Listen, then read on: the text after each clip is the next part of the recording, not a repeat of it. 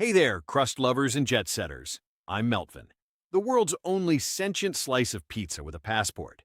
After a minor oven incident and a major midlife crisis, I ditched the box and hit the road.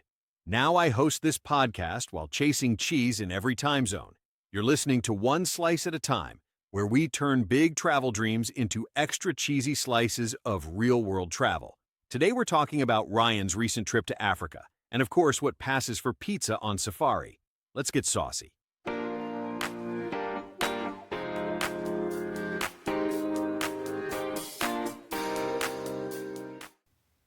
Welcome back to One Slice at a Time, the podcast where we take big travel dreams and break them down into bite-sized slices of inspiration.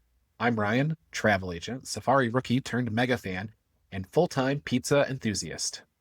And I'm Stephanie, also a travel agent, also a pizza lover, and fresh off of our last episode where we talked all things Disney Cruise Line concierge. If you missed that one, go back and check that out, especially if you're thinking about leveling up your next Disney cruise. Great call, Steph. Great call, leveling it up. But today, we're going way off the map. South Africa, Cape Town, 2 safari camps in Kruger National Park, and a beach resort in Durban. It was a once-in-a-lifetime trip, and I cannot wait to tell you all about it. So what's on your bucket list? Disney, Italy, maybe an Alaska cruise? Those are amazing. I help people plan those all the time. But what about an African safari? Think about it. Watching elephants drink at sunset, lions lounging in the grass, and you're right there, close enough to hear them breathe. It's the perfect mix of adventure and luxury. And the best part, you don't have to figure it out on your own. Steph and I partner with specialists so you can do this stress-free. I'll tell you how at the end of this episode. And can we just start off by busting a myth? I mean, this is not roughing it. Ryan, your lodge photos looked straight out of Architectural Digest. Exactly. You feel like you're in the wild, but then you have cocktails at sunset, sundowners. That's my kind of camping trip. Yeah, I know. I listened to the last episode. So picture this. You start in Cape Town. You've got Table Mountain, wine country, penguins at Boulder Beach. And for foodies, Cape Town was just named the best city in the world for food by Condé Nast Traveler in 2024. Next, you head to Kruger National Park for 2 incredible safari camps. We went to nThambo Tree Camp and Umkumbe River Lodge. And finally, you wrap it all up at Sala Beach House in Durban. Ocean views, warm breezes, the perfect exhale after the adventure. Okay, so Pizza Pals, how does that sound? City, safari, and sea. And if that's not a dream combo, like I don't know what is. And Cape Town being the best food city, who knew? Ryan, I'm already ready for your pizza report. Yeah, we'll get there in the Crusty reviews. They're coming. I had some good, I had some bad. I've definitely got things to talk about. Right. Okay, so imagine this. You're lying in bed your first night on safari in a treehouse, and you hear deep, rumbling sounds outside. It woke me up from I was full sleep, perfect REM, and it woke me straight up. That's what happened to me and Maggie at nThambo Tree Camp. I knew I was only on one safari drive before this night of sleep, but I knew exactly what this was. It was elephants, and it was not one of them. It was many of them, a whole herd or whatever the word is for a bunch of elephants. They were all around us. We wanted to like get up out of bed and go like step out onto the deck, but we were like a little afraid that maybe we would cause a stampede or something. This was early in our safari experience here. So you weren't experts yet. Not yet, no. So we just laid there listening in the dark to these giants moving below us. And they were not just moving and making, noises, breathing. They were like running into trees and stuff. Like this was a loud commotion. It must have woken everybody in the camp. So that was crazy. But then a few nights later, after dinner, we're sitting around the camp's little swimming pool, and it's like maybe the size of like 3 hot tubs together. And then we're just sitting there having our sundowners, enjoying life. And then an elephant walks up, and then another one. And then like 20 or 30 elephants show up to drink from this pool. Then we're just feet away from us. No Wow. fences, no barriers. It was crazy. What would you do I in that moment? Freeze, snap photos. We did both of those under the guidance of our guides that were there. They were like, move, you can move, but move in the same manner that you were before they came here, because if not, then you'll spook them. So that was incredible. wow. I bet that was incredible. Having those moments like that you just takes your breath away. I don't know. I would probably just be like clutching my little glass of wine. Like, don't knock over. Don't Right. knock over my delicious glass of wine, elephants, and just sit there and try to like take it all in. I mean, some things, are built for like whipping out your phone, and some things are just magical to, take home with you and keep in your heart. I think we're going to make sure that if you do this experience, Stephanie, that you drink your wine from like a scotch glass, because it's a little harder to bust. I just I, imagine like busting through that with the wine glass in your hands. So, I might but actually, I might. I'm going to use something a yeah, little bit more sturdier, actually. but A it, little it sturdier. was it was a humbling experience to see these elephants walk up. Can't So imagine. when you go to these safari camps, it's 2 safaris per day. You get a 6:30 a.m. or 6 a.m. safari. So you're waking up 5:30 or so, getting dressed, getting out on safari.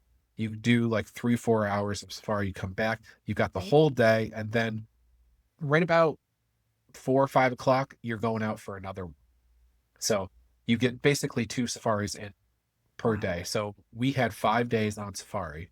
So 10 of these drives overall. Yeah. Toward the end, though, there was this, to contrast it to this elephant experience we had at the pools, there was this immense chaos that occurred at the end. Second to last drive, I think. We're on a calm game drive. We're watching a dazzle of zebras and some impalas. And all of a sudden, our guide just starts yelling, "Wild dogs, wild dog, wild dog." And she just hits the gas on this Jeep, and we're like flying through. We didn't know what was happening. It took us a while to figure out what wild dog, what the hell she's talking about. We're like flying, and all of a sudden we stop, and we're like, okay, now we see the wild dog running after this Impala. We catch up to them. The wild dog takes down the Impala. It was a bit of a struggle, but it took it down, got its neck, whatever, and game for the Impala. The 2 wild dogs had about 30 to 40 seconds of Mhm. mealtime before the hyena Oh, started wow. showing up. The Oh, first wow. hyena comes, and then the second comes. And when there's two, then the wild dogs kind of back off because the hyenas are so much bigger than the wild dogs. But then hyenas have like such great Right. sense of smell. They just kept coming. There's more and more and more. There's like a dozen of these hyenas before you. It was a feeding frenzy. It was all of a sudden you are not in a peaceful documentary. You realize how fragile your safety was. Safety was like on the edge of a pin drop. Oh, If I yeah. stepped outside of that Jeep in that moment with those 12 hyenas, I game over for me too. So Sure. Did you have a lot of experiences like that kind of like made your heart race, or is that just the one time you're like, oh, this is on the edge of being safe? no, there was at least 3 other times that I can think of on safari that were you felt like you always felt safe, but you always Right. also were aware of. In these other 3 instances, we were aware of the danger. Like the first Right. drive out, the guide is taking us, and she kind of goes. All of a sudden, she just turns off the road and goes into the bush, and we come upon this great big bull elephant who Hmm. doesn't, stops eating, kind of looks at us, Right. knocks a tree down in front of us, and maintains its gaze, and like it was and it was probably 35, 40 seconds to maybe it was, I don't know if it actually felt like 10 minutes of just having like a little Oh, stare I down of bet. this elephant until finally finally the elephant just kind of moved on. And so then we felt safe to do so also. And we had a Right. couple other experiences like that with elephants. But this was the only time with like predators that we had this kind Right. of thing. So, yeah. That's amazing. Right there in the middle of the wildlife documentary. I love it. Yeah. Yeah. So But we saw the that big is, five. We saw oh yeah. lions. We saw leopards. We saw buffalo. We saw elephants. We saw everything really. We didn't see cheetahs. That was about the only thing we really didn't get to see. But aside from that, we saw pretty much everything that one would think of: Sure. giraffes, zebras, the whole everything. I hear cheetahs are actually like the hardest animal to see out on safari. Is that true? Yeah, the guides on safari said that it had been about 3 months since they saw one, and that is Mhm. about the cadence that they see them. So Ah, they're super endangered. So we would have been very, very lucky to see a cheetah. well, you'll have to go back, right? Get them on the next Yeah, one. absolutely. That is So what always do the I plan. hear about Maggie and Scott? Did they just think every rock was an animal? What went on there? Yeah. So my friend Scott was with us and his family and Maggie, my wife, and we'd be sitting.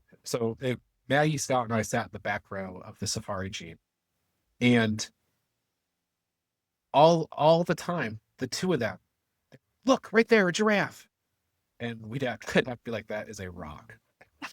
Elephant, no, that is a stick.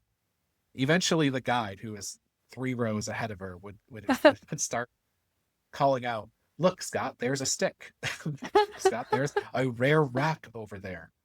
But so that just became kind of a funny thing. But Scott kept the wildlife checklist too, because our partners Live Life gave us a checklist to cross off as we saw different animals. And so we had almost all the ones on their checklist, but then the guide at the end of each night would go through with us and be like, yeah, but you also saw these 87 birds and these other You forgot 40 about these mammals. 87 birds. So Scott had 4 pages of animals that he sent us Amazing. afterwards that we had seen. So it was fun. Yeah. That sounds fun. All right, Pizza Pals. What would be your first animal that you want to see out on safari? I know for me, it would definitely be a giraffe. I absolutely love giraffes. So what about you? A lion, an elephant? What what would you like to see? Something rare? DM us or drop us a comment. We would love to know what you want to see out on your safari. Quick break in the snack. Safari action. Did you know Ryan and Stephanie don't just talk about dream trips? They plan them? That's right. Whether it's lions in the savannah or lounges on the Disney Wish, they've got the skills to make your next vacation cheddar than the last. Head to oneslicepod.com or DM them today.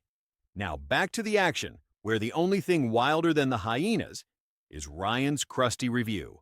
All right, Pizza Pals, it's time for the Crusty review. Cape Town, outstanding. I hit 3 spots: Mojo Market, Timeout Market, and one at the V&A waterfront. All delicious, all proving Cape Town deserves its foodie crown. 8 out of 8 on the Crusty scale. When I was on safari, there was no pizza to be found. I know some of you were waiting for me to say, oh yeah, there was lion meat on the pizza. No, that didn't happen. There's nothing gross like that. There just wasn't pizza on safari. When we got to Durban, we were like, I'd had 5 days on safari. I was in severe withdrawal. So I had to get myself to some pizza, even though the food at the Sala Beach House was unbelievable. We still went to the mall food court to try some pizza there. One of them was debonair. The other I've erased from memory. Both were completely tragic. We will post pics on our Instagram and Facebook so you can cringe with us. Durban gets a solid 2 out of 8. Cape Town, pizza heaven. Durban, skip it. Oh my. Yikes, a 2. That is brutal. I think that might be the lowest we've ever given. I think that's the lowest one ever, Ryan.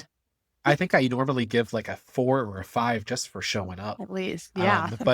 But the problem is I was, particularly in this moment, I was like 5 days without pizza and I needed a fix.